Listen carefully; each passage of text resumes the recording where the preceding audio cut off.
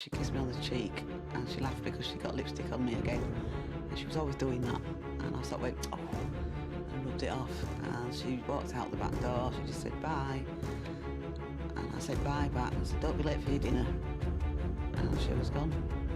On November 26, 2000, at 3:36 p.m., a CCTV camera caught 15-year-old Sarah Whitehouse and her 16-year-old best friend Leanne Tiernan leaving a shopping center in Leeds. They were having a good time together as they went Christmas shopping early. The girls took a bus back to Bramley, and then they went their separate ways. Sarah tried to call Leanne, but there was no answer. Sarah finally called Leanne's mother, Sharon, and asked to talk to Leanne. Sharon told Sarah that Leanne wasn't home yet. She tried to call her daughter, but her number kept ringing. Leanne didn't answer the phone. Every mother's worst fear was that their child would go missing. What was Leanne doing? What was wrong with her? Hi and welcome back to our channel. If you are new here, please consider subscribing as it helps us motivate to create more intriguing content for you. In this case, we go across the ocean to West Leeds, England. Bramley is a small area in the English county of West Yorkshire. Between Kirkstall and Standingly, you can find it. The area is a traditional industrial area with many homes and buildings from the 19th and 20th centuries, including one of the last bathhouses from the Edwardian era that is still standing. The River Aire runs through the northern part of the area and makes a beautiful background for Bramley Fall Park. Central roads and trains link the town to nearby Bradford, and the city center of Leeds is only 4 miles away. The people who live there thought it was a great place to raise a family. Michael Tiernan and Sharon Hawkhead welcomed Leanne Tiernan in Bramley on September 27, 1984. The couple split up soon after, but Leanne kept a good bond with her dad. Leanne and her older sister Michelle lived with their mother in Leeds. Their father was still a regular part of both of their lives. Leanne also loved spending time with her grandmother and grandfather, and you could find her walking to church with them every Sunday morning.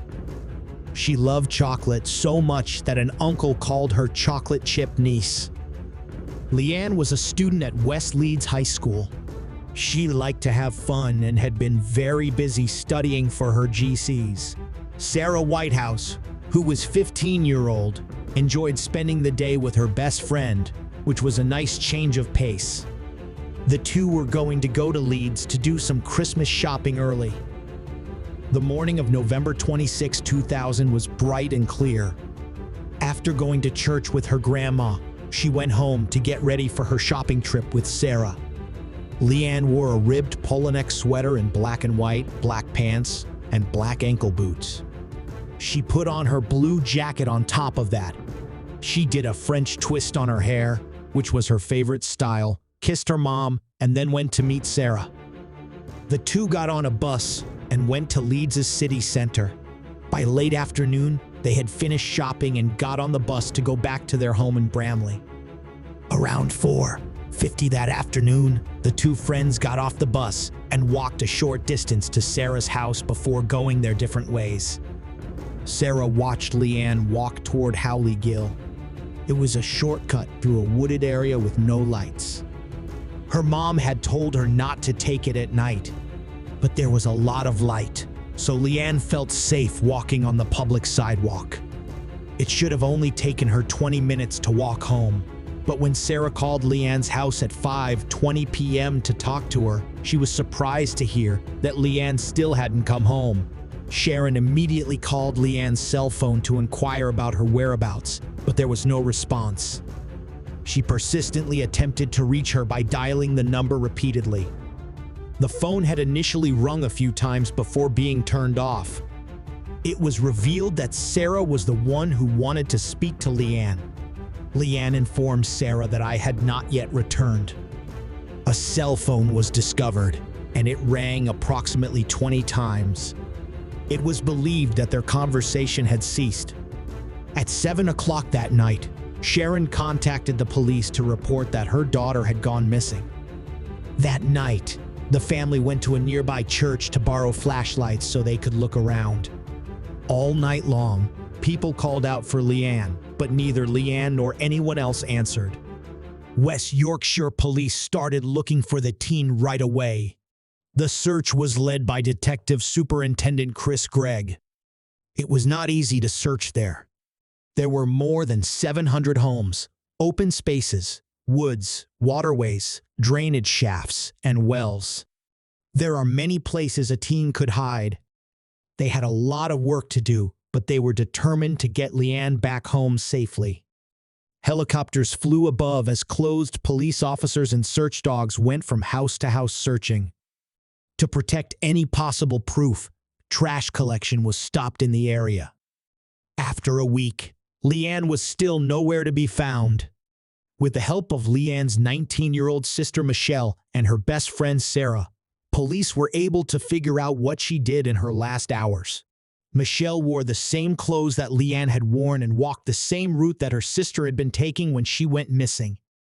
Several people came forward and told investigators that they had seen a guy walking his black and tan dog in the Howley Gill area just an hour before she got off the bus on her way home. A group picture was made public. The man was said to be 5 feet and 8 inches tall, with a round face that might have scars. He was seen with a black woolen hat, a waterproof jacket with 3/4 length sleeves, and dirty pants. Calls came in quickly. Everyone who had a dog was a suspect. In the end, 70 guys with dogs were found, but all of them would be ruled out as suspects in the end. Since there wasn't much else to look into, the case slowly went cold. But the people kept getting behind Leanne's family and doing everything they could to keep her story in the news. Sean Clark, a father of 3 from Leeds, heard about the story and offered a prize of £10,000 for information that led to the safe return of Leanne Tiernan. Iceland Foods, a grocery shop, put Leanne's picture and information on milk cartons that were sold in all of its stores across the country. There were flyers and billboards all over town with a picture of Leanne in her uniform and the words, "Have you seen me?" The police got several tips and possible sightings of her in towns as far away as Doncaster and Blackpool, but none of the tips or sightings brought them any closer to finding her. Leanne's parents kept making crying, desperate pleas to the public on the news, asking for any help that could help them find their daughter. All of the people who knew and cared about her had a very sad Christmas. Her father put gifts for his lost daughter under the Christmas tree. Michelle bought a Westlife CD for Leanne, but she never opened it. The search went on for months. There were times when we were pretty sad thinking that she might have been taken and killed, but we just couldn't let ourselves believe that. When you don't know when she's coming home, you wake up every day and wonder if today the day is.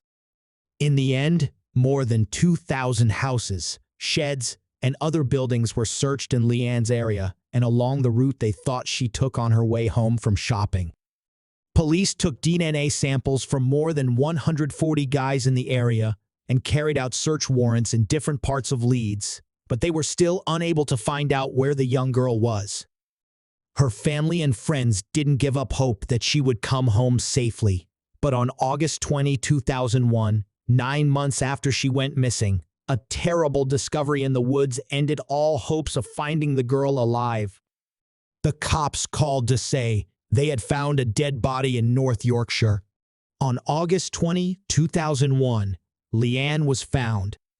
As Leanne's classmates went back to school to pick up their GCSE results, Mark Bisson was walking his 2 dogs in Lindley Woods, a densely wooded area just inside the North Yorkshire county line. There, he came across what looked like a trash pile. It turned out to be a quilt with flowers on it. He undid the string that was holding the blanket together and saw what looked like a body wrapped in trash bags. When the police got there, they took away the blanket and 9 heavy-duty green trash bags to find a fully dressed body. I got the call in the afternoon, and I was told that a girl's body had been found at Lindley Woods. My immediate thoughts were, is this Leanne?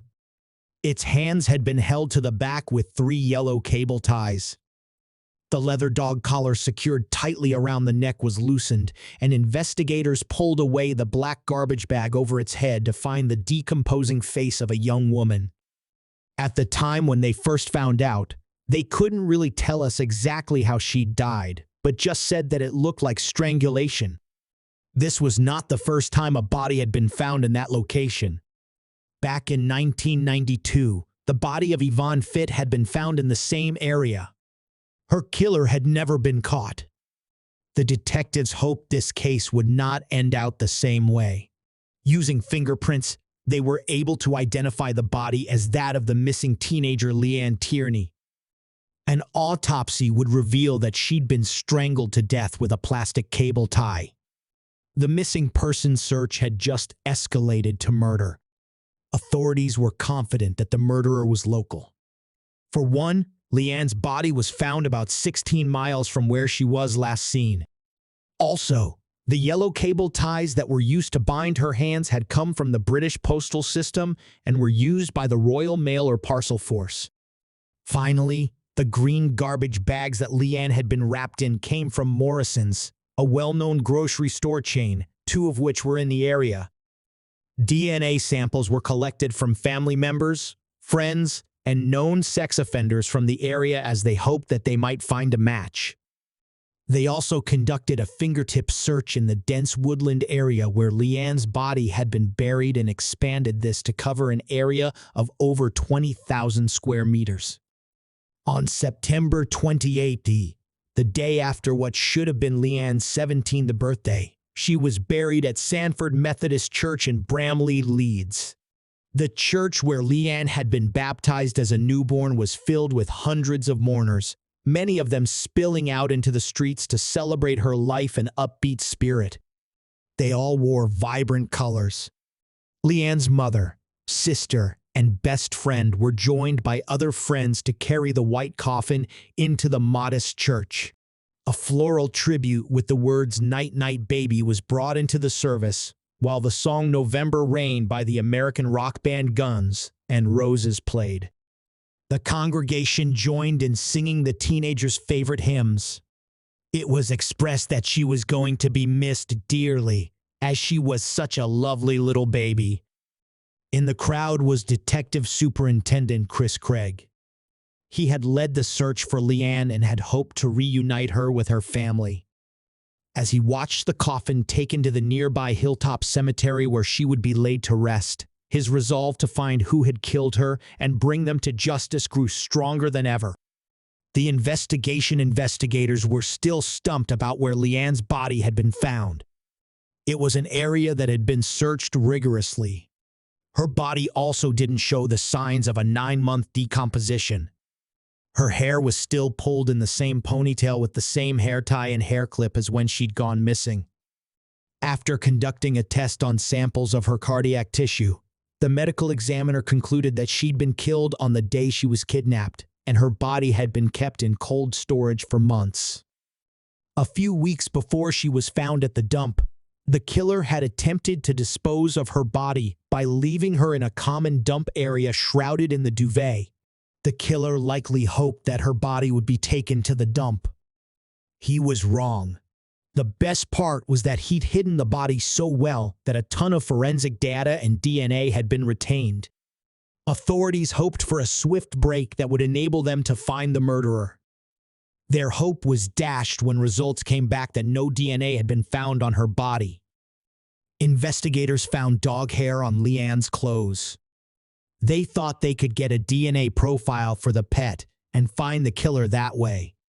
The hairs were sent to a university in Texas that had developed a DNA profiling technique for pedigreed pets. However, the university was only able to develop a partial profile for a dog's DNA. Next, investigators turned to the dog collar that had been used to wrap the black bin liner around her neck. It was made by a Nottingham company called Armitage Leather. Products investigators consider that, if the killer had bought the collar from them, they could get his name or address. They contacted the company, which told them that it sold to 220 different wholesalers across Britain and submitted their sales documents to the police. Investigators began the daunting task of contacting each of them, asking if they had recorded any sales to the Leeds area of West Yorkshire. They hit pay dirt at the 112th call. The company was called Pet Pajamas, a Liverpool-based mail-order company, and it sold 3 of the Armitage leather dog collars in Leeds. The details of the 3 customers were sent to investigators, and they began to look into their backgrounds. One of them quickly came up as a suspect. His name was John Taylor, and he lived in Bramley, just a few minutes from where Leanne had last been seen. So that from Bramley area in Leeds, 3/4 of a mile away from where Leanne disappeared. This was not the first time his name had come up in the investigation. When Leanne's body had been discovered, witnesses had mentioned him as someone that was often in the woods with his dog. By the time they were scheduled to interview him, it was reported that he had stated his dog had passed away well before the time of Leanne's murder. There were suspicions raised as to whether Taylor had deliberately killed the pet in order to eliminate potential evidence. They wondered about the identity of John Taylor and inquired if it would be possible to provide information regarding the frequency of his visits, specifically in relation to a hopeful girl, suggesting that they might have been acquainted for an extended period of time. It was clarified that the location being referred to was not somewhere they used to go, particularly not in the direction where the dog was located outside. John Taylor seemed like a normal guy. He was a 45-year-old man who worked as a parcel delivery driver for Parcel Force, a division of the Royal Mail. His only conviction was for stealing a suit when he was 15. He'd been married, and the union produced 2 kids, a son born in 1981 and a daughter born in 1983. The 2 divorced in 1996. Taylor lived what looked like a quiet life alone in a terraced home on Cockshot Drive, Leeds, except for the fact that he enjoyed torturing the animals he hunted. His neighbors thought he was an ordinary bloke. Taylor would catch and torture rabbits. He'd been seen stabbing a fox repeatedly while out poaching. He had enjoyed clubbing pheasants to death. In 1982, shortly after they'd moved to their new home on Cockshot Drive, Taylor began to buy and breed dogs and ferrets. Janet had always been proud of their home, but the smell of animal dung began to take its toll on the marriage. She tolerated it till one day he brought 2 large owls into the home. They lived on a steady diet of day-old chicks that he bought in the thousands and kept stored in one of the large freezers he had on the property. Janet filed for divorce. Taylor traveled all over the country a lot, but not for work. He'd place advertisements for female companions and would often travel across the country to have sex. He was also an avid user of Lonely Hearts advertisements. Through his phone records, investigators began to track down a number of these women for interviews. Most of them described him as harmless, but some admitted that they'd called the police to report him as a suspect after Leanne's body was found and details of her murder came out. 2, in particular, painted the picture of a man who enjoyed violence. When they were intimate, he'd even told one woman he'd like to have intimate relations with her daughter. Another former girlfriend eventually broke up with Taylor because of his bondage fetish. Taylor would bind her hands with cable ties and put scarves over her face when investigators asked her to describe how Taylor tied her. She said he kept a bundle of cable ties in a drawer next to his bed. He'd put a plastic cable tie around each of her wrists, then secure both their hands behind her back by using a third cable tie to link them. It was uncannily similar to how Leanne was discovered, and the information had also never been released to the public 10 months after Leanne disappeared. The arrest and the look for proof? Taylor was arrested and taken in for questioning. A warrant was served for his DNA and a search of his property. Police immediately sealed off Taylor's house on Cockshot Drive with 7-foot-tall wooden screens and started a thorough search of the property. In the backyard, they found a hedge plant, a plum tree, and a poplar tree. Pollen from these plants had been found on Leanne's hair, skin, and nasal passages. She had been there before she was killed. In the house, the carpet had been stripped away, but on closer inspection, investigators found some pink carpet fibers caught on nails on the floorboards. These fibers turned out to be an exact match to the ones found on Leanne's body. They also found Leanne's blood under the floorboards of the house. The twine that had been used to tie the green bin liners around Leanne's body was traced to a manufacturer in Devon. They told investigators that they had produced a small one-off batch that was used to make nets for catching rabbits. The batch found in Taylor's home was an exact match to the twine used on Leanne's body. They also found a large number of yellow zip ties in his house. Unlike the regular zip ties, the yellow ones are produced by an Italian company for the Royal Mail. Taylor, who worked for Parcel Force, a division of Royal Mail, could easily get his hands on them. The police also found the same type of garbage bag wrapped around a nail in John's kitchen. There were also 3 huge freezers on the property. At first, Taylor denied knowing Leanne or doing anything to her. When investigators confronted him with all the evidence they'd gathered, he admitted that he had abducted Leanne but claimed her death was an accident. According to Taylor, after he got her into the house, there had been a struggle and Leanne had fallen, hitting her head in the process. She died instantly, but there is no evidence of a fall. Taylor also couldn't explain why Leanne had been strangled or her hands bound with the cable ties. Investigators were finally able to get a clear picture of what had happened to Leanne that night. Leanne was in the wrong place at the wrong time when she walked alone along an unlit path in Hollygill. Taylor grabbed her from behind. No one saw it happen, but someone later said they heard a stifled scream. He put his hand over her mouth, blindfolded her with a scarf, wrapped a coat around her, and led her 22 minutes to his house, where he tied her hands behind her back and strangled her. Sentencing on February 15, 2002, 46-year-old John Taylor was found guilty of murder and kidnapping Leanne. He was sentenced to 2 life terms. He'll serve 20 years before being considered for parole. Investigators had always considered that Leanne's murder was not Taylor's first crime. The way he hid and disposed of the body was too calculated. They were right. Once police had Taylor's DNA profile on the database, 2 assault cases that had been in the system were linked to him. The first assault occurred on October 18, 1988, when Taylor, armed with a mask and knife, attacked a 32-year-old woman as she walked across Hollygill to pick up her kids from school. The second took place on March 1, 1989. Taylor, wearing a mask and carrying a knife, burst into the Bramley house of a 21-year-old mother. He dragged her into her bedroom and attacked her. He stripped, blindfolded, and gagged her before assaulting her as her 18-month-old daughter cried in the next room. Taylor received 2 extra terms in the following years. Police looked at old cases across the country that were similar to Leanne's. In 2018, Taylor admitted to another series of vile acts on 5 women between 1977 and 1996. In one case, he held a knife to the throat of a pregnant woman and forced her to perform an act on it. In 1977, just before Christmas, he attacked a barmaid.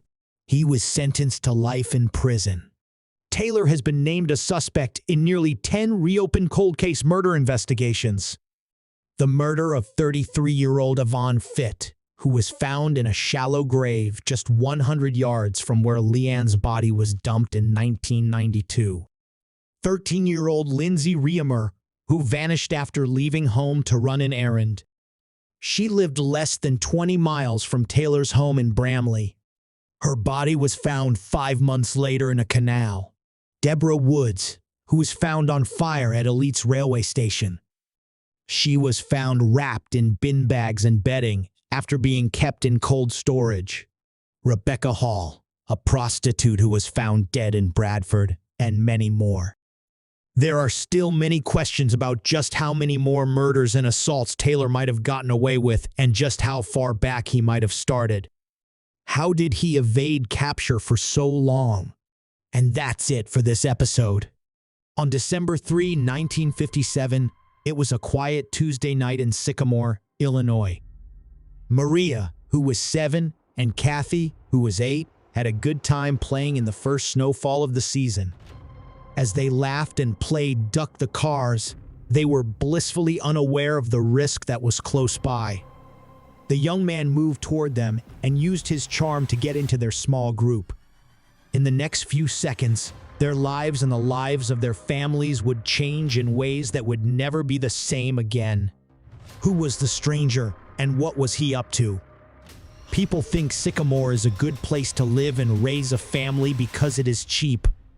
It is a green city with lots of parks and open areas.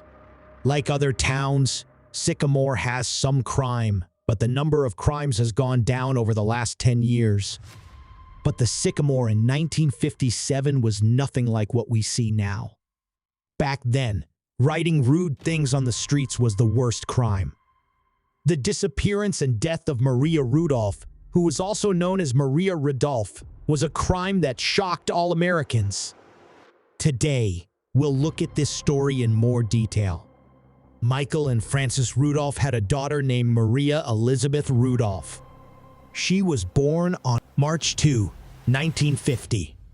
She was the youngest of 4 kids.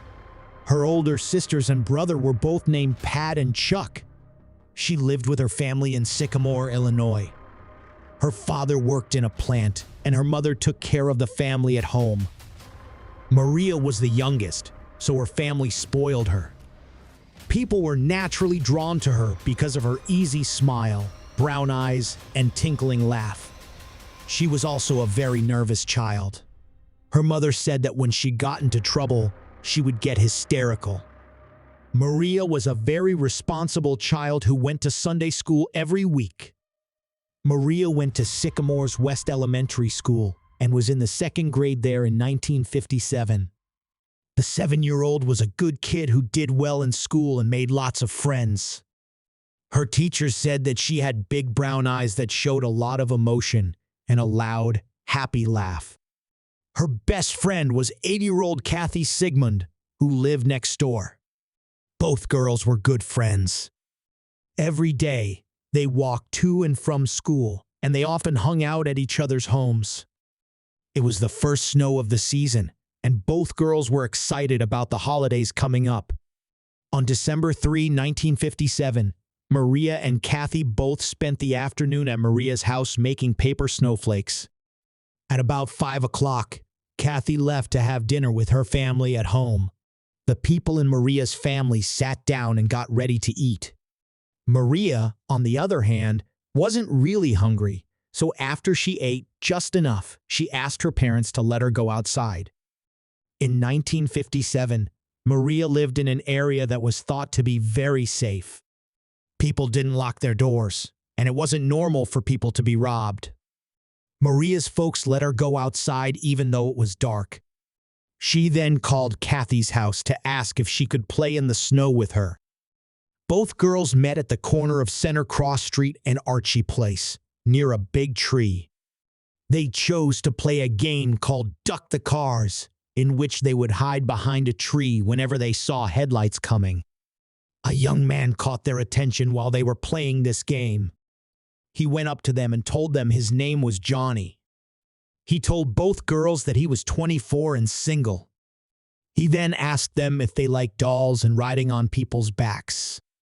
When Maria and Kathy said yes, he offered them both a ride on his back, but Kathy turned him down. After a while, Maria ran back to her house to get one of her dolls, while Kathy and Johnny waited outside. Johnny gave Maria a ride on his back when she got her doll. Kathy said she was getting cold and wanted to go home to get some gloves. She asked Maria to come with her. Maria said she wanted to stay with Johnny, so Kathy went back to her house and then played with Maria on the road before going back to her house. But when she went back to the spot, Maria and Johnny were no longer there. Kathy tried calling for Maria at first, but no one answered. Kathy didn't know what to do, so she went to Maria's parents' house and told them what had happened. Chuck, Maria's brother, left the house with his friend Randy, who had been at the Rudolph's house to look for her around the neighborhood. Both of the boys called for Maria, but they couldn't find her. In the meantime, Michael took Kathy home with him. When Kathy got home, she told her mother, Flora, what had happened and who Johnny was. Michael was unsure about calling the police when Flora called Frances and told her to do so. This was because Maria had gone missing a year before and was later found playing in a cemetery because she had lost track of time and walked off. After what happened, Maria went back home before a search could be set up. Michael didn't want to make things worse. Frances, Maria's mother, didn't agree with her husband, so she went to the police office to report Maria missing.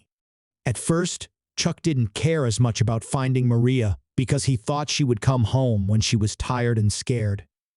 That was until he saw the doll Maria had taken from home lying on the side of a neighbor's garage. He knew that Maria was very attached to her toys and wouldn't go home without them. He took the doll and went home to tell his dad.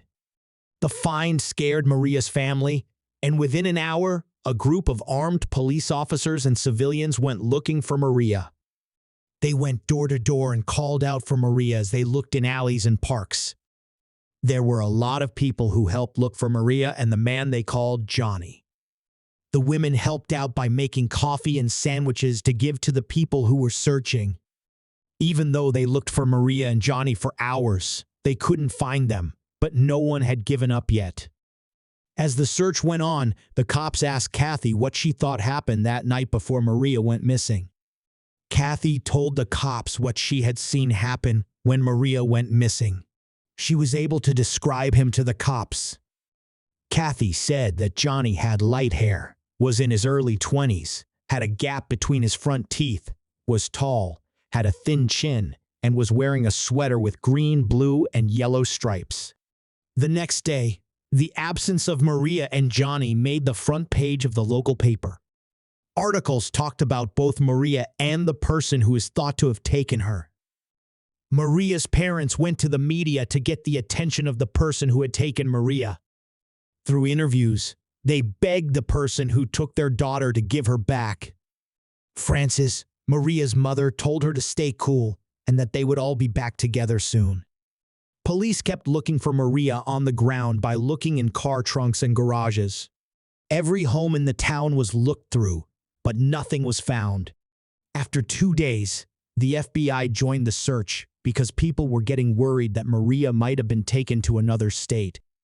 The story became a national sensation, and eventually, both FBI Director J. Edgar Hoover and President Dwight Eisenhower took a personal interest in the case and asked for regular reports on how it was going. When looking for Maria, no effort was wasted. Planes flew over the town looking for the little girl and her kidnapper. They even drained a lake and set off explosives at a nearby mine to try to find Maria, but they didn't find anything. The police started to think that the person who killed Maria wasn't from the area, but was instead from somewhere else. They waited to hear from the thief, but they never asked for money or got in touch, so they started to worry about the worst. A week after Maria went missing, investigators told people looking for her to keep an eye out for big groups of birds that might be eating a dead body. Kathy was the only person who saw what happened, so she was put in safe custody and shown pictures of people who might be responsible. She tried many times to find a picture that really looked like Johnny, but she never did. After a while, she started to get confused. Kathy finally chose a picture of a man named Thomas Joseph Rivard, who was 35 years old, for the police. It was good news for the family. They were sure they'd found the person they were looking for. Rivard, on the other hand, had a good excuse. He was in jail at the time the girl was taken. He was also a lot older than Johnny, who said he was 24 when he met both girls and said his name was Johnny. Their only eyewitness had been wrong, so it was upsetting. Investigators kept Kathy in safe custody because they thought Johnny might come back to silence her. During this time, detectives found another possible clue. When the cops got another good lead, it gave them new hope. Someone had finally given them the name of someone else who could be a suspect. On December 6, 1957, a woman called the cops and said that her young neighbor, Trashner, looked like the killer. In the area, there was a family with the last name Tessier, but there was no one named Trashner in the records. On December 8, 1957, agents from the FBI went to the Tessier home. Ralph and Eileen Tessier both agreed that their oldest son, John, fit the suspect's description. However, John was 40 miles away in Rockford at the time of the theft. This was proven by the phone records, which showed that the Tessiers did get a call around 7 p.m. that night, and the operator wrote down John Tessier as the caller. They said that John had called from Rockford and asked his stepfather, Ralph, for a ride. Investigators brought John in to talk to him. He said that on December 2 and 3, 1957, he had gone to Chicago to get a physical because he wanted to join the U.S. military. On December 3, 1957, in the morning, he went to the Chicago Hiring Center, which backs up what he said. The next day, he went sightseeing in Chicago before taking a train back to Rockford that night. John says that when he got to Rockford at 6:45 p.m. he called his parents to ask them to drive him home. Then, he went to the Rockford recruiting station to turn in some papers. This was confirmed again by officials who said they met with John that night after 7 p.m., but they noticed that John seemed confused and angry, like he was coming down from a drug trip. The next thing that the investigators did was to use a lie tester at the police station. In their study, John seemed to fit all the criteria, so they had to make sure he was real. John passed the test that looked for lies. The FBI took John off the list of suspects on December 11, 1957, because his test result was good and he had a place to be. John moved away from Sycamore and joined the Air Force at Laughlin Air Force Base to start basic training. The one leads the detectives had seemed to be wrong, and the search for Maria went on through the holidays and into spring. The Riedel family didn't know what to do.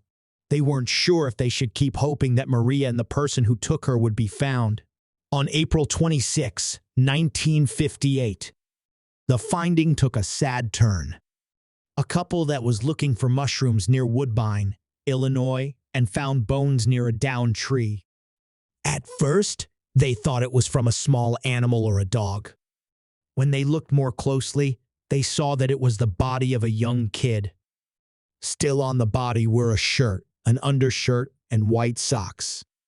From the nearest farm, they called the police right away. When the police got there, they saw that the person had been there for a long time because of how bad it smelled.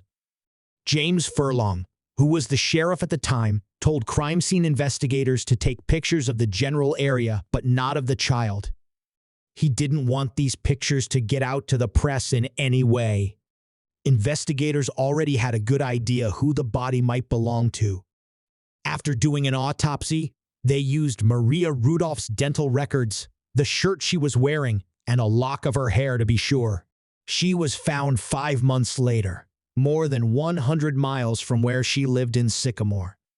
The rest of Maria's clothes were never found, and a full autopsy could not figure out why she died. But it was ruled a murder because Maria's body was found in the state of Illinois. The FBI got out of the case, so only state and local cops were able to look into it. Maria Rudolph was put to rest at the Elmwood Cemetery in Sycamore at the end of that week. There were more than 300 people at the funeral. The tragedy was terrible for her family and friends. People who spoke at her funeral said they remembered her as a smart and fun-loving girl. During the service, the song Jesus Loves Me was played because it was Maria's favorite. Kathy was still in protective care after the funeral. Her life was no longer the same. People called her the girl who was seen last with Maria. Kathy had trouble making new friends because so many people were afraid. The murder of Maria Rudolph was a terrible event that changed everyone's lives forever. A year after Maria went missing, the big tree where she and Kathy had been playing was cut down. Investigators kept looking into the case, but there were no new leads and the person who was the most likely suspect was ruled out. It was too late to do anything else. It was still a cold case, but other cases got more attention, and Maria's death soon became a troubling memory for those left behind. The family was saddened by what happened after the accident. Another wrong lead snuffed out the hope that had briefly grown in their hearts. The case hit a dead end and stayed that way for years. A possible new hope before there was a new lead in the case. 40 years had passed. After 40 years, there was a suspect in a case that had bothered the Rudolph family and all of Sycamore. In 1997, Lieutenant Patrick Solar of the Sycamore Police Department gave the name of another candidate. He said that William Henry Redmond, who used to drive a truck and work at a circus, was the one who killed Maria Rudolph. Redmond died in 1992, but Solar thought that because of his criminal past, Redmond fit the description. Solar says that Redmond told other prisoners that he had done something like what happened to Maria Rudolph. Solar also thought that Redmond looked and acted like the suspect who was known as Johnny. Solar's research and report were criticized because they didn't have enough proof, and Solar himself agreed that it was just a guess. After that, the case was marked as closed but not solved, so there was still a chance that a better suspect could be found one day. Forever changed. Even though it had been years since Kathy's fear, she never forgot it. Psychologists say that this is a condition called survivor's guilt. After she grew up and met a guy named Mark Chapman in the early 1970s, she moved away from Sycamore. Kathy and Mark went to Texas and then to Florida after they got married. They raised their 3 kids there, but Kathy never forgot about that night. She always wondered if Johnny was still waiting for her out there. By the middle of the 2000s, Kathy and her family had moved back to Illinois. Many people called Maria's death and absence Sycamore's 911 because it had changed the town for good. An unexpected twist. Decades went by before detectives were told about a clue that was about to heat up the ice-cold case. It was a lead that had just been found. In 2008, 51 years after Maria Rudolph went missing and was killed, new information was given to the police. The case was about to take a turn that nobody saw coming. Things that were buried with Maria in 1958 began to come back to the surface. John Tessier's half-sister, Janita Sear, had sent an email to the police tip line in Sycamore. The email said that her half-brother John had taken Maria Rudolph, who was 7 years old, and killed her. In the email, she said that her mother, Eileen, had told her a secret while she was dying. She grabbed my wrist and said, "Those 2 little girls and the one disappeared. John did it. John did it, and you have to tell someone." Jenna did just that. After her mother died on January 23, 1994, she called the Sycamore Police Department many times, but they told her to stop calling about the case. She then called the FBI, who told her that the case should be dealt with by the Sycamore police. Jenna tried to get in touch with them several times over the next 14 years. She finally caught the attention of detectives Larry Cott and Brian Hanley, who chose to look into the case again. In her email, she wrote about what happened on that terrible night in December. Janet told the officers in an email that John had changed his name to Jack Daniel McCullough to honor their mother, who had died. When detectives looked into Janet's claims, they found that John did change his name in 1994 to Jack Daniel McCullough.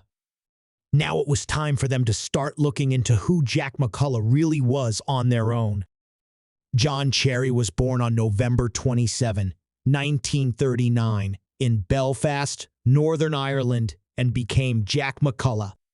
Samuel Cherry, a British sergeant, married Eileen, who would become his mother right before the Second World War. His father died early in the war, and his mother, Eileen, was one of the first women to spot planes for the Royal Air Force of the United Kingdom. During this time, she met Ralph Tessier, who was in the 8th Army Air Force of the United States. In November 1944, John's grandparents had taken him away from London when the war was at its worst. Ralph and Eileen got married, and when John was 7 years old, they moved to Sycamore, Illinois, with him. They had 6 more kids, and John changed his name to Tessier, but sometimes went by John Cherry. In Sycamore, the Tessier family lived about 2 blocks away from the Rudolphs. John's brothers say that his mother loved him the most and that she often covered for him when he got in trouble. In the 10th grade, he pushed a teacher and called her an offensive name. This got him kicked out of school. His mother is said to have ignored what happened. John was 18 years old when Maria went missing, and he was still living with his parents. Even though he was making plans to join the U.S. Air Force, investigators had already talked to him about all of this in 1957, and the FBI and Sycamore Police Department had already ruled John out as a candidate. The new claims led the new agents to look into John Tessier's past a little bit more. The officers who were looking for the real John talked to Catherine and Janine Tessier, John's half-sisters. They said they heard their mother talking to police the night Maria went missing. They said that Eileen lied to the cops about John being home that night, but the most shocking confessions were still to come. John is said to have made Janine uncomfortable while he was living with the family. John got a bad name around the area, too. A witness named Pamela Long said that her father had to step in when John wouldn't let her down from his back after giving her a ride. She said, "I was about 8 years old, and we were playing on the porch with the screen. He asked, 'Would you like to go for a piggyback ride with Johnny?' I said, 'Yes.' We went all the way up the street, a block, turned left, went down a block, and my dad came running over, yanked me off Johnny's shoulders, and told him never to go near his daughter again or God help me. My dad thought he was very strange and scared him." Soon after John left to join the Air Force, he stopped talking to his family. He told them not to go to the funeral of their mother. John served in the U.S. service for 13 years and left as a captain. He got out of the Army and moved to Seattle, Washington, where he went to the police academy. In June 1, 1974, he got his certificate. John then joined the Lacey Police Department and later moved to the Milton Police Department in Washington, where he had a fight with the police chief who had proof of John's constant bad behavior. Several women said that John had harassed them, but it was the evidence of 15-year-old Michelle Weinman that put the final nail in his coffin. Weinman was known to have run away, and John knew him when he worked as a police officer in Milton. John gave her a place to stay. Weinman said that John had been rude to her, so she officially accused John of abuse. John was first charged with a felony, but after plea talks, the charge was dropped to a misdemeanor, and he pleaded guilty to communicating with a minor for immoral purposes. He was put on formal probation for a year, and on March 10, 1982, he was fired from the Milton Police Department. After that, on April 27, 1994, John changed his name to Jack McCullough. After that, he took pictures for fun until 2001. The phone call John made from Rockford on the night of December 3, 1957, was the only proof that his alibi was true. But after investigators talked to one of Joan's ex-girlfriends, this information was about to fall apart. During the first probe, the police never had a photo of John Tessier to show their witness, Kathy Sigmund. He quit school, so there isn't a picture of him in the yearbook. But when they looked into it again, they got in touch with his ex-girlfriend, Jen Swafford. She was able to give agents a better idea of what John was like now. Jen didn't know it, But she was about to tell detectives something that would blow the whole case wide open. She gave the cops an unused train ticket from Rockford to Chicago that was given to her by the military. This made the cops think that John drove his own car from Rockford to Chicago. He did say that on December 3, 1957. He had gone sightseeing in Chicago. It also made them think that John might have been able to drive to Sycamore that afternoon, kidnap Maria, and still make it back to Rockford within the time limit. The police went back to look at the order of events. Several people said that they hadn't seen Maria or Kathy playing outside after 6:20 p.m. that day. This included a bus driver who said that he hadn't seen any girls outside when he took that particular turn around 6:30 p.m. Another person said that he saw John's Pontiac in or near Sycamore the night Maria went missing. The witness also said that he was sure John had never let anyone else drive his car. Based on what the recruiters said, John should have been back in Rockford around 7 p.m. However, given the distance between the two cities, he could have been in Sycamore that night. Also, one of the interviewers he met on December 4, 1957, noticed that Joan had a cut lip. He said that John then said it was good that he hadn't been in Sycamore the night before when the girl went missing. The FBI's first investigation included this statement and the other witnesses' statements from the time. But the new team of investigators worked on the idea that the timeline from the first investigation was totally wrong. Using the new timeline, detectives came up with the idea that John drove to Sycamore around 6:20 p.m., kidnapped Maria, and then drove back to Rockford to call his family. Catherine, John's half-sister, said that the timeline was wrong because she knew that the police search started at 7 p.m. that night. She said she came back from a party and saw the search going on. This put the original timeline more than an hour earlier than what was thought before. Then they went to Kathy Sigmund Chapman, the only person who had seen what happened. Kathy was shown several photos of possible suspects. This time, the picture of John Tessier from his ex-girlfriend was one of them. My parents always told me, "You are the only one who can know this man after Maria went missing. You have to remember what he looks like until we find him." She immediately recognized John as the man she thought was Johnny from all those years ago. Officers from the Seattle Police Department took 71-year-old John Tessier, whose name had changed to Jack McCullough, into arrest on June 29, 2011, and questioned him. Since he used to work in law enforcement, he was questioned by people who knew what they were doing. He strongly denied having anything to do with Maria's kidnapping and death. He said Maria was a well-liked child in their neighborhood. As you said, Kennedy, this is like 9/11. So, this was a big deal in Sycamore, right? I did not steal, I did this. Let me look at my eyes. I didn't know that little girl, and everyone in the neighborhood liked her. She was a Mexican girl who was very sweet and had big brown eyes. She barely talked to anyone, but everyone liked her. In fact, this was devastating for the whole town, and it was also devastating for me, since I knew the family. Okay, no problem. When asked about his inappropriate behavior with his half-sister, he rejected the claim and said it was just two kids messing around when they were younger. As more questions about Maria's absence were asked, Jack stopped answering them. He was caught and sent to Illinois because he had taken Maria Rudolph hostage and killed her. For the rest of the Rudolph family, Maria had finally been given what she deserved.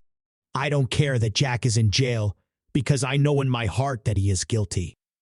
Even though decades had passed, they now had a name, and their fight to find answers was almost over. Jack went to court on July 27, 2011. The next day, detectives dug up Maria's body. By looking at the marks on Maria's bones, a forensic anthropologist was able to figure out that she had been cut at least 3 times in the throat. So, stabbing was thought to be the most likely cause of death, since coroners from the original study couldn't tell for sure what happened because of how the body was broken down. People all over the country were interested in the arrest, and both the Rudolph and Tessier families put pressure on Clay Campbell, who was the DeKalb County state attorney at the time. He was hesitant at first because the murder happened so long ago, and there was no real proof that Jack did it. But in the end, he agreed. Jack McCullough was officially charged with stealing and killing Maria Rudolph, and the trial happened in September 2012. Now that Jack McCullough was 73, he went to court. The prosecutor said that Jack liked Maria because he remembered her so well because he was obsessed with her. They could never prove that Jack hurt Maria before she died, but they said that new evidence suggested she was stabbed. Several witnesses testified about Jack's character and the many times he did bad things as a young man and as a police officer in the years that followed.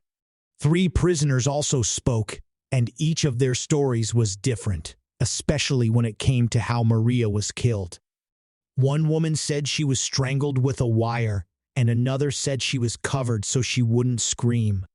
In the end, Kathy Sigmund Chapman went to the stand and said that Jack McCullough was the man she remembered as Johnny. Jack's lawyer said that the case was only reviewed because the Rudolph and Tessier families pushed for it. They said that there is no physical proof, no reason to think that Jack took Maria and killed her, and no other sign that he did it. Their argument was based on the idea that witnesses might have had bad memories or told different stories. An investigation tried to change the timing of the abduction by using memories and feelings. After a lot of talking, the jurors told the judge what they thought, and on September 14, 2012, Jack McCullough was found guilty of kidnapping and killing Maria Rudolph. He was given a life term with the chance of getting out in 20 years. Still another turn. But just when Maria's killer was caught and the Rudolph family was relieved, the story took another strange turn. Most people thought the case was over, but it wasn't. On February 13, 2015, Jack tried to change the verdict against him. The Illinois Appellate Court threw out his kidnapping sentence because the crime happened more than 3 years ago. However, the murder charge stayed the same. The court also said that the confession made on the deathbed shouldn't have been used as evidence, but it said that the judge's ruling didn't depend on the confession. In 2015, Jack tried again to get his murder sentence overturned by filing a petition. He was able to get a meeting with the state attorney's office because of a motion he filed. The new state attorney, Richard Schmack, took over the case and restarted it by looking at all of the evidence, including phone records from the night in question that had been subpoenaed by the court. At a court hearing in March 2016, Schmack said that the phone records, the timeline of the original investigation, the fact that the original evidence wasn't used in the trial, and the weather on the night of December 3, 1957, made it impossible for Jack to have been in Sycamore when Maria went missing. Before the new polygraph test started, it was also found that Jack had asked that the questions only be about the 1957 case. When the reporter asked questions that were not on topic, Jack didn't answer them. The people who were prosecuting Jack said that he was still asked questions that had nothing to do with the Maria Rudolph case. They thought that the polygraph was used to make a biased picture of Jack that would make him look like a bad person. So, the judge decided that Jack had told the truth about his role in the Maria Rudolph case both in the 1957 polygraph test and in the 2011 test. Everything else was not important to the study. After Jack's murder trial in March 2016, Judge William Brady signed an order on April 15, 2016, that vacated the judgment of guilt and asked for a new trial.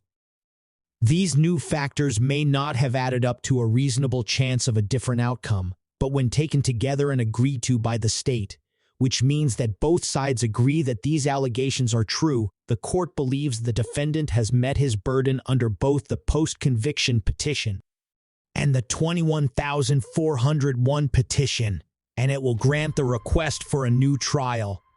On that day, Jack was let out on bond. Judge Brady said that Jack could be tried for murder again if a new prosecutor wanted to question the verdict. On August 5, 2016, Charles Rudolph, Maria's brother, asked Judge Brady to appoint a special investigator. However, Judge Brady said no. Charles said he would not try to change the decision. I didn't find out about this until this morning when I got an email. I asked for forgiveness for being angry, and I asked the Lord to help me be happy that Maria is above this, Charles said. On April 12, 2017, the DeKalb County Circuit Court said that Jack McCullough was not guilty of the crime. On July 21, 2016, Jack's daughter-in-law sued the Sycamore Police Department and the Illinois State Police because they did not follow the Freedom of Information Act. This was brought up after Schmock asked for the case to be tried again on November 3, 2015, and said that the cops had broken the law. The civil rights lawyer for Jack said that Illinois was the worst state for wrongfully convicting people. He said that the justice system should be changed. After a lawsuit was made against the police department and detectives who investigated and arrested Jack, the city of Seattle gave him $300,000 as a settlement in July 2020. Maria Rudolph's case is still closed and hasn't been answered to this day, even though an anonymous letter was sent to the police with the name of another suspect. The name of the new suspect has never been made public. This could be because of the need to check the evidence properly after the tumultuous probe led to the arrest of an innocent man in what can only be called a modern-day witch hunt. But we'd like to know what you think about the case we talked about today and what you think about how the investigation went and how reliable the proof was. On January 24th, 2023, Patrick Clancy, father of 3, ran from a fast task to his house in Duxbury, Massachusetts. However, what he discovered was like something from a nightmare. His wife, Lindsay, was severely hurt in the backyard, and his 3 children were trapped in the basement. The entire community was startled as soon as word of the tragedy spread like wildfire.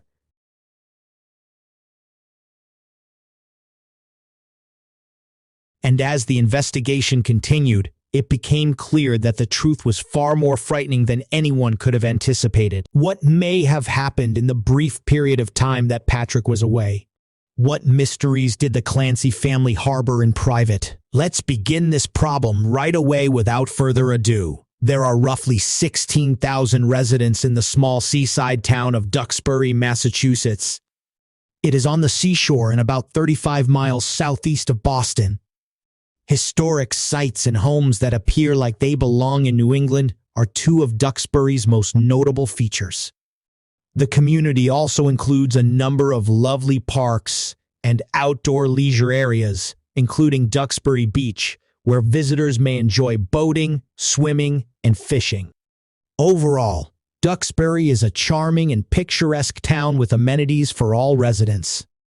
Whether you're interested in history, the outdoors, or the arts, there is a lot to see and do in this lovely coastal town. And this is how our tale begins. Patrick and Lindsey Clancy were wed in. The couple took a chance and bought a charming property in Duxbury at 47 Summer Street 2 years later in 2018. It signaled the start of a brand new chapter in their lives. As their love expanded, so did their family. In the course of 6 years, the couple gave birth to 3 lovely children. Their first child, a lovely girl they named Cora, was born in 2018.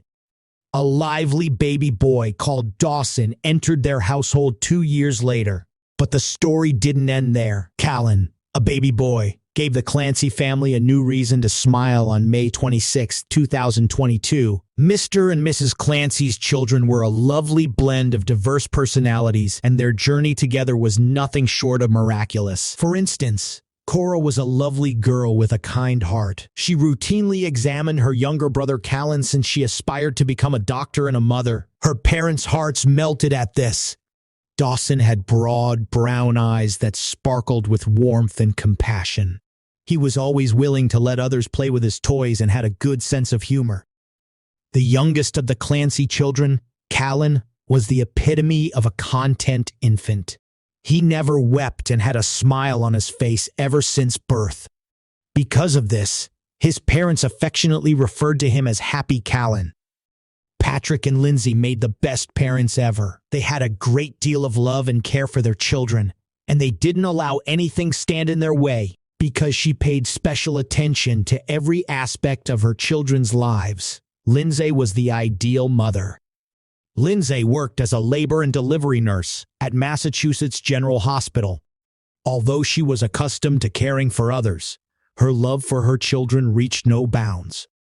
She exercised with her children in tow or pushed Dawson in a stroller as Cora rode her bike alongside her, showing her love for them in all she did. She cherished every moment she had to spend with her kids and cherished every one of them. Patrick shared the same passion for his family as everyone else. He operated a company out of home's basement. Even though he was constantly busy, he was eager to take his children on adventures and introduce them to the world.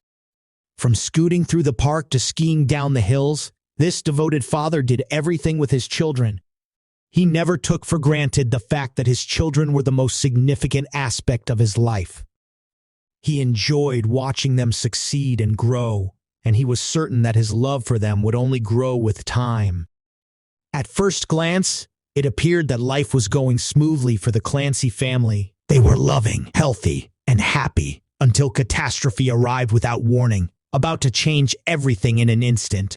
The planet was coated in a fresh layer of snow on January 24, 2023. Cora's appointment with the doctor required Lindsey and her daughter Cora to rise early.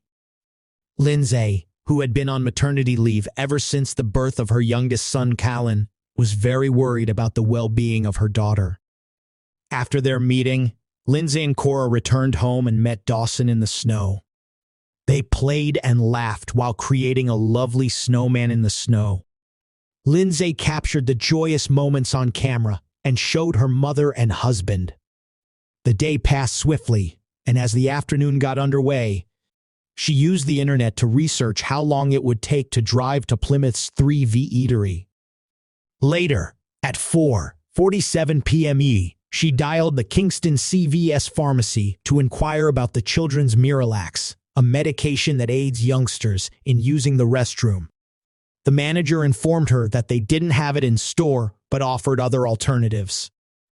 She asked her husband Patrick, who was working in his home office in the basement, whether he wanted to order takeaway for supper as soon as she hung up the phone with the drugstore. She immediately placed an order for a Mediterranean power bowl and a scallop and pork belly risotto for him after hearing his affirmative response. On the way back, she also requested him to pick up the kids' medications. At 5:10 p.m. the order was placed, and Patrick departed shortly after to pick up the takeout and the medication. Patrick entered the Kingston CVS pharmacy's parking area at 5:33 p.m. There was no answer as he raced to the children's area and grabbed his phone to call Lindsey to make sure they got the appropriate medication. After a brief pause, Lindsey called again and was able to find out what he would receive. He was eager to get home and enjoy the lunch with his family. But he was blissfully unconscious of the horror unfolding as he drove home, and he had no idea that it was about to affect his life forever. Patrick couldn't help but notice the odd silence in the air as he entered his driveway. It was quite odd that his children made no sounds of laughing or jokes. He rushed out of the car and ran to the home with his heart racing. He cried out for his wife and children as he entered the house, but no one responded. The house was deserted, and he had the impression that he had entered a spooky movie set. With each step he took as he began to climb the stairs, his heart rate increased. The door was locked when he arrived at their second-floor bedroom. His mind began to race with scenarios as a result of him wondering what might have happened. The door handle wouldn't budge, no matter how many times he tried shaking it. He finally opened the door by force after becoming increasingly irate and terrified. He discovered something terrible when he peered inside. The window was open and blowing in the breeze, and there was blood all over the floor. He was terrified to death. He only needed to glance out the window to confirm his worst suspicions. 20 feet down, Lindsey was still on the ground. It resembled a scene from a nightmare. He staggered out of the bedroom and hurried to the garden with his thoughts racing. He discovered his wife on the ground, bleeding from her wrists and broken. When he realized what was going on, his heart sank, but he was relieved to discover that she was still alive. While she was still unconscious, he asked her what had occurred, and to his surprise, she replied that she had attempted suicide by jumping out of the bedroom window. The pace in Patrick's head was excessive. How is it possible that this might happen? He immediately dialed 911. He told the operator that they were now in the area where the crime had taken place and indicated that they would find out where the knife or any other instrument used to cut her throat was located. "It appears that they are in the back," he said. "We will quickly gather the necessary information regarding all 3 mutilations." While he was waiting for the paramedics, he wondered where their children were. He knew they were in the basement because Lindsey had informed him so. When he got close to the den, his heart sank. He couldn't have imagined what he saw. The children were lying still on the ground with tight exercise bands around their necks. Patrick ran down to the basement with his heart racing. His worst fear was happening right in front of him. He called out for Cora, Callan, and Dawson, whom he loved dearly, but no one answered. Patrick's hands were trembling as he feverishly attempted to remove the bands and pleaded with his children to breathe, but it appeared that it was too late because the children appeared to have been choked and were not making any sounds. When the police and firemen arrived, they immediately took control, putting the kids in ambulances and rushing them to Beth Israel Deaconess Hospital, Plymouth, while Lindsey was taken to Weymouth South Shore Hospital for treatment. Patrick was startled out of his melancholy by the distant sound of sirens.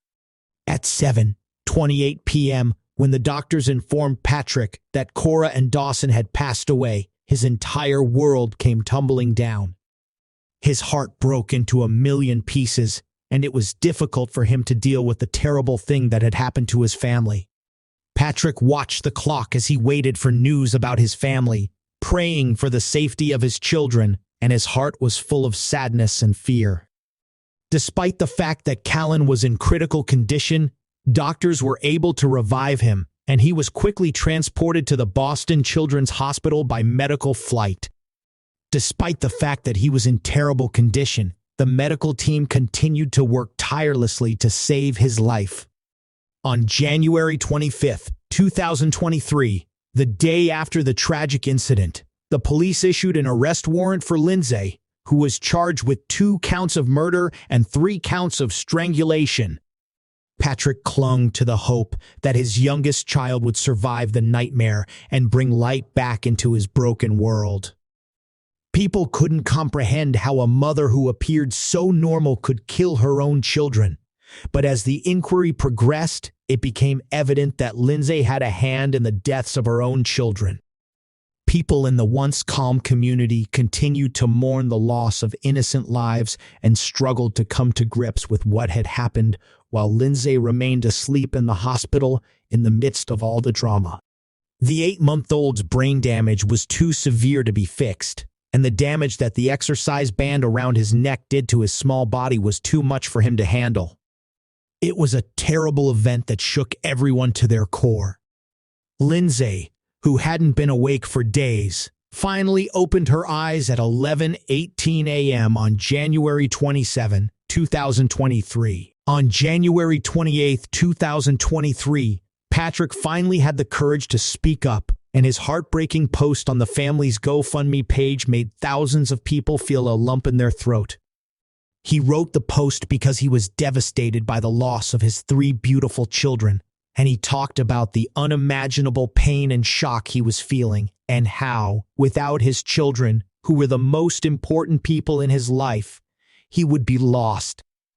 People from all around the world donated money after reading the message to assist Patrick and his family with medical expenses, the family's funeral, and legal expenses.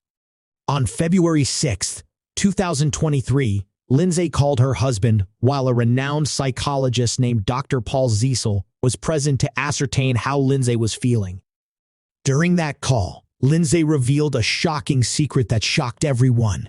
She claimed that after Patrick left their home on January 20th, she had a psychotic episode in which she heard voices and was instructed by a man's voice to kill her beloved children and herself because she was a terrible mother. People often think that becoming a mother is one of the best things that can happen to a woman, but this isn't always the case. Both postpartum sadness and postpartum psychosis can happen after a woman gives birth, and they can be very hard to deal with. After a full mental evaluation, it was discovered that Lindsey had been going through postpartum sadness, which was the shocking truth about why Lindsey did such a terrible thing. Postpartum psychosis, a rare but serious condition that occurs in 1 to 2 of every 1,000 births, causes people to have false beliefs, hallucinations, and a great deal of uncertainty. Postpartum psychosis is a type of clinical sadness that happens to women after they have a baby and can be caused by changes in hormones, not getting enough sleep, or worry. Some of the signs of postpartum depression are feeling sad, losing hope, and having trouble sleeping. She was prescribed an astounding 13 different psychiatric medications to help her deal with her symptoms, including powerful drugs like clonazepam, Valium, Prozac, sertraline, and lorazepam, all of which had severe side effects and were dangerous to take. Lindsey went to see a psychiatrist several times in the months prior to the tragedy because her anxiety and sadness were so bad. Lindsey checked herself into McLean Hospital in Massachusetts on January 1, 2023. After being admitted, she was taken off of some medications and put on others. On January 5th, she was able to go home. Lindsey's husband Patrick claimed that she took the medications as prescribed. However, she told them in December 2022 that she was considering harming their children. As more information about Lindsey's mental health came to light, it became clear that her actions may have been caused by her battles with postpartum depression. This would be a key part of her case in court in the future. In the weeks that followed, her husband Patrick asked her if she was still having thoughts, and she said she wasn't. On Tuesday, February 7th, 2023, Lindsey was in a hospital bed, paralyzed, when she went to her simulated arraignment through Zoom. This was the first time anyone had seen her since her children died in a terrible accident.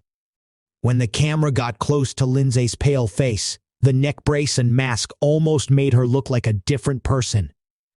Following the birth of her son Callan in May 2022, Lindsey's lawyer Kevin Reddington claimed she may have experienced postpartum sadness or even postpartum psychosis, but the authorities said that wasn't the case. Lindsey never claimed she was hallucinating, delusional, or talking or thinking in a strange way. In a shocking turn of events, prosecutors discovered that Lindsey had been writing about her thoughts in notes on her phone. In December 2022, she wrote in her journal that she sometimes had thoughts of hurting their children.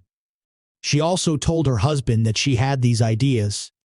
But after her time at McLean Hospital, she didn't write or say what she was thinking. When she had these thoughts, she said, "I want to kill them." But after her time there, she didn't write or say what she was thinking. The prosecutors also said something shocking about how Lindsey felt after the deaths of her children, saying that 3 days later, while still on a breathing tube and barely conscious, Lindsey wrote a note saying she needed a lawyer. Prosecutors said that this was one of the first things she asked about, which shows that she knew what she was doing and was acting with knowledge and malice. To ensure she had enough time to kill each child before her husband returned from wherever she had taken him, she created the scenario and used Apple Maps to plan her route. Both the defendant and other people are in danger. She planned these killings, allowed herself the space and time she needed to carry them out, and then strangled each child where they were supposed to be. Her phone records, which revealed the searches she conducted the day of the murders, served as the basis for the proof. There was a lot of tension in the room as Lindsay's defense attorney, Reddington Rose, entered the witness stand. He claimed that Lindsay's 3 small children weren't intentionally killed, but rather as a result of the nation not doing enough to assist new mothers with their mental health issues. Reddington painted a vivid image of a woman who felt let down by the medical professionals who were supposed to care for her. He claimed that Lindsay was given a cocktail of medications that were ineffective overall and prevented her from experiencing true emotion. The council recognizes that the general consensus is that this woman poses a risk to her own well-being. Her ability to attend a hearing was questioned. It is mentioned that she has strong emotions, but she has never been able to show them in a genuine way, including happiness, sadness, or crying. It's interesting to note that a month or 2 prior, she stated a wish, stating, "I simply desire to experience some form of sensation." The medications have left her in such a state that she is currently under suicide watch 24 hours a day, 7 days a week. Different people in the courtroom had various opinions on what the defense attorney said. While some people nodded in agreement with him, others appeared to have their doubts. As the trial went on, a deluge of letters from people wanting to support Lindsay came in. They spoke up for her and shared tales of their own struggles with postpartum depression. Everyone who wrote her a letter, from close friends to complete strangers, praised Lindsay's moral character, berated her for using so many medications, and asserted that Lindsay could not have murdered her 3 adored children. All of the letters expressed empathy and sympathy for the issues women experience both before and after pregnancy. They served as a call to action for additional assistance and support for mothers who are suffering from postpartum depression. The prosecution made it obvious that they disagreed with Lindsay's defense strategy as the drama in the courtroom continued. They didn't think she was just the result of taking too many medications and substances. They fought for her to be detained without bail because there was so much at risk. However, the judge ruled that Lindsay had to remain in the hospital where she had been since the alleged murder of her 3 children. Lindsay's destiny now rests with the grand jury, which will determine whether or not to charge her with murder. They can all sense the tension as they wait for the decision.